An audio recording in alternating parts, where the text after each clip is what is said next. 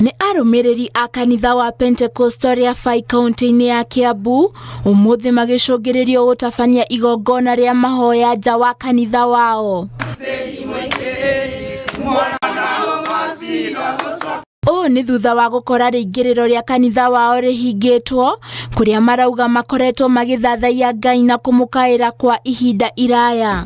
Kũmaka mũno tũramaka tondũ tũkire rũcinĩ ta mũtugo ũrĩa tũkaga thĩinĩ wa gĩthomo, twakora kanitha nĩ ũhingĩtwo na mabati, na ũngĩrora haha thutha nĩ harĩ gate ĩrĩa tũingagĩrĩra ta kanitha, ĩgacoka ĩgekĩrwo gate ĩngĩ mbere na mabati. Arũmĩrĩri aya marauga gũtirĩ na notithi o marahetwo ĩgĩmainie na kũhingwo gwa kanitha wao, magĩtarĩria atĩ haha nĩho makoretwo magĩta ihoero kwa makĩria ma mĩaka 36.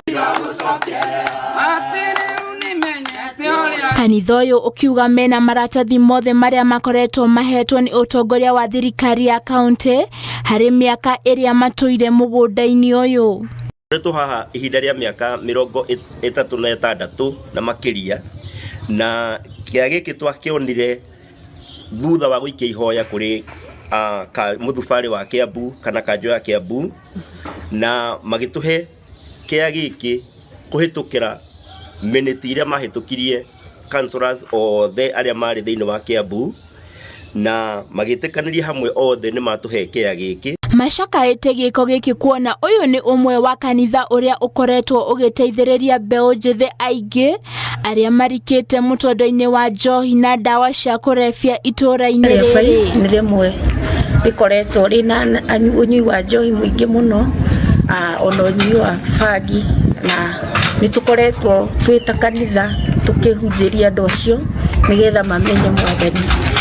Ihoya rĩao nĩ kũrĩ atongoria athure mwena ũyũ kũmete kambu ĩno, amu marauga wagi wa ũhoti wa gũkinyĩra kĩhoto kĩao waya gũtũma morwo nĩ handũ metaga hatheru rĩũrĩro na mwĩgitio wao. Maũndũ maya matũkorete ndiũĩ magereire njĩra ĩrĩkũ, tondũ nĩ ithuĩ tũkoretwo tũĩkaine thĩinĩ wa mburoti ĩno. Koguo ũndũ ũrĩa ingĩenda kuga, ho ihoya rĩakwa gwĩ gavana, njuge ihinda rĩrĩ nĩrĩo tũramũbatara na njĩra nene nĩgetha oke atũteithĩrĩrie ũndũ-inĩ ũyũ tũkorete. Handũ-inĩ ha Inooro TV, njĩtagwo Njoki wa Mwangi.